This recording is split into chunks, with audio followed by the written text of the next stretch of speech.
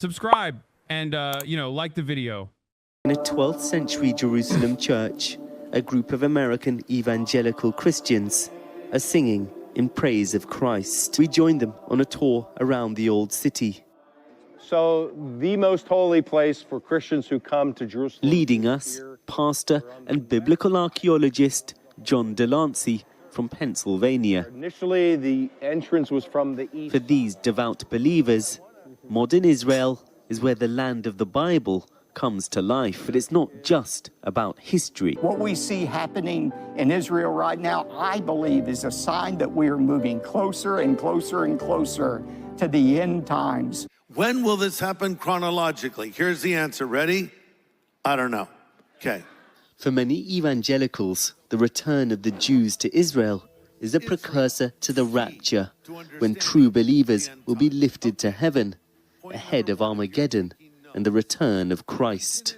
The greatest miracle in the history of the world, second only to the resurrection of Jesus Christ. These are not fringe beliefs. This group, Christians United for Israel, boasts 10 million followers. This man literally said Adolf Hitler was Jewish, and also it was good that he did the because it created reasonable ground for Israel to be created. Basically, he was invited to the pro-Israeli rally that was in Washington and spoke before many talented American political figures, like political commentator Van Jones, who, as you know, is a big opponent of anti-Semitism, and even the likes of Chuck Schumer. Because, once again, you can be as anti-Semitic as you want as long as you are pro-Israel. If you are pro-Israel while also saying some of the most unhinged anti-Semitic nonsense anyone has ever heard, okay? As long as you maintain the position that you are pro-Israel vociferously, Gilad Erdan, the former UN envoy, will come visit your televangelist megachurch to deliver a speech about how wonderful your church attendees are in defense of the state of Israel. Hasan, has the FBI come knocking yet? Brother, I'm in Japan. Prime Minister Benjamin Netanyahu has addressed their annual conference. And for them, Palestinians are living on Jewish land. Why do we stand with Israel? God's foreign policy is, was, and always will be. I will bless those who bless you, and I will curse those who curse you. But just think that the temple that once stood there in the days of... For John and the tour group, these apocalyptic beliefs are part of the attraction behind visiting Israel. And a lot of the evangelicals you interact with, for them, this isn't a myth or a metaphor. It's a literal sequence of events that they believe will unfold. Absolutely, it is. Israel is growing in their population of Jews from the diaspora, as we say, now returning to the land. And that's a good thing. And most evangelicals will say that this is a big sign pointing to how imminent the return of Christ may be.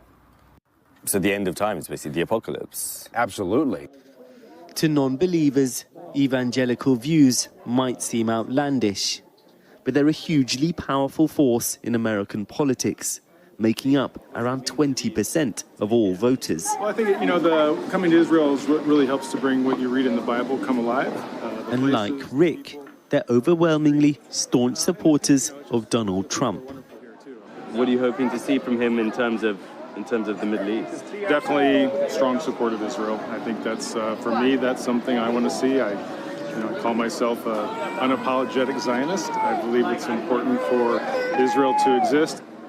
Is that based on religion and the kind of role of Israel in biblical teachings? Is it based on politics? Well, I think it's both.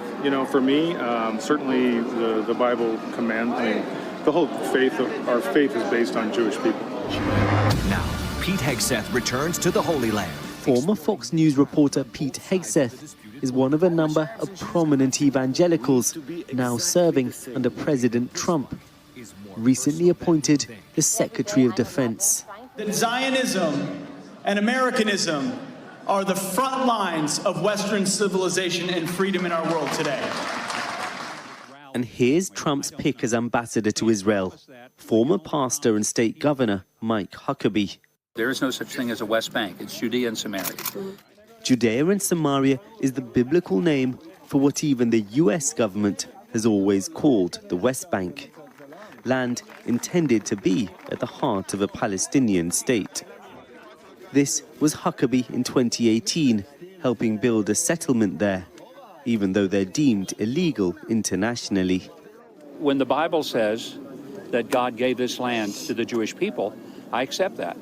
An opportunity to apply full Israeli sovereignty on all areas in Judea and Samaria. It's a narrative also shared by Jewish settlers, like far-right Israeli politician Ohad Tal. Mr. President, here he is speaking at Trump's Florida home.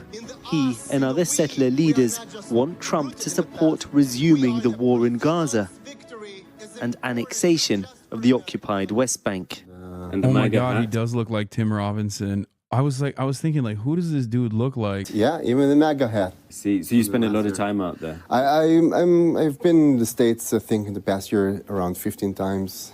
Evangelical Christians have been appointed to some high-profile positions within the Trump administration. How important do you think those figures and their views will be? They believe that this is the biblical homeland of the Jewish people. So definitely I expect them to support these policies also.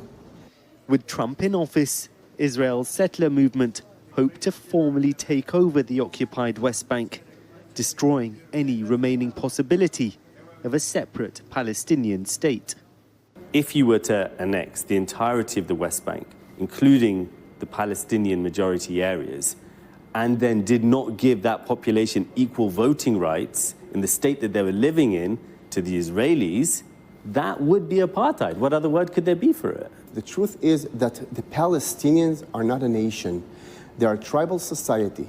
Let's allow them to have different autonomies, local governing themselves. Yeah, he's describing Bantustans, which also was a permanent fixture in the apartheid structure in apartheid South Africa, where the term apartheid was first utilized as a legal terminology in the prosecution of it. That's what he's saying, while also simultaneously saying they're like tribal people. I don't know what that means. They'll only have to accept one principle, that this area is a Jewish state. It's hard to predict what President Trump's policies will be towards this contested land. He wants to broker a historic deal between Saudi Arabia and Israel, and that's likely to include some commitment to creating a Palestinian state. On the ground, Israeli settlers are already making that next to impossible. The way Israeli governments have been expanding settlements here, the way they've been expanding their overall control of the occupied West Bank, many describe Israel as already de facto annexing the territory. We've come to the village of Turmuseya. Most of these plush homes have been built by Palestinian-American dual nationals. But with violence flaring, the area is now on the front. Random question, but was the segregationist U.S. technically an apartheid structure? Yes. The Jim Crow initiatives were, yes, absolutely similar to an apartheid structure. The difference is, of course, it predates the actual legal designation of an apartheid. That's the only thing that, I guess, salvages the American reputation. Well, that and also whitewashing of American history. A line of attacks by extremist Israeli settlers. They just want to drive people out from this area. So they want to empty it completely from people so they can take it over. Yasser moved back here from California after retiring as a lawyer and is now Turmuseya's spokesman. One of the things the Israeli right wing are lobbying for is... It's not like Palestine? What do you mean? No, it's not like Palestine. Is formally annexing at least part of the West Bank. Is that something you worry Trump could accept? We worry that he might agree and he might do that step, which is a very, very dangerous step for us Palestinians. It takes away the hope that we have been living for, which is an independent Palestinian state. Annexation of the West Bank means we're done. On the horizon, an ancient biblical site and ever-expanding Israeli settlements. Now a new chapter in this old conflict could be about to begin. The latest on President. All right, let's talk about President Trump and Elon Musk's drive to reshape the government now, okay?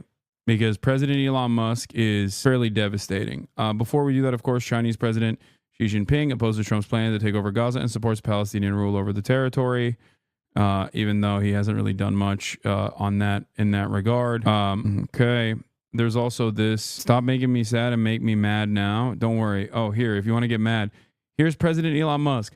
White South Africans are being persecuted for their race in their home country. Also, white South Africans are one of the few population groups that are fiscally positive when immigrating to Europe. We should allow more immigration of white South Africans. Elon Musk, who is anti-immigration and constantly talks about how immigrants are bad, does not have an issue with white South Africans immigrating.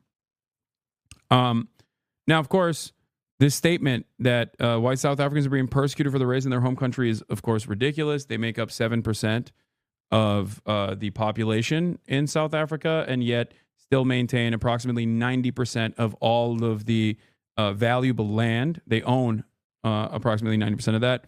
The South African government has tried to combat this a little bit with land reallocation and whatnot, and that's precisely what they're talking about in terms of the racial violence that whites in South Africa are experiencing. But speaking of this, how can you see the USA is coming close to Nazism by possible deportation camps, but China is not Naziist for detaining Muslims? Hasan literally just copies Al Jazeera talking points sometimes, but I am no different, I admit. Xi Jinping, Peppo spit. Xi Jinping.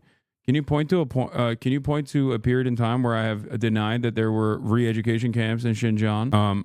Because I have criticized the Chinese government numerous times for this. Not only were there re-education camps, but there's also mass surveillance on top of that as well. The comparison I always make is this: if the Israeli government treated the current Palestinian population in the same way that the Chinese government treated the Xinjiang, the entirety of Xinjiang, okay, they would get Nobel Peace Prizes. Literally, the entire planet would be celebrating it. It's still unacceptable.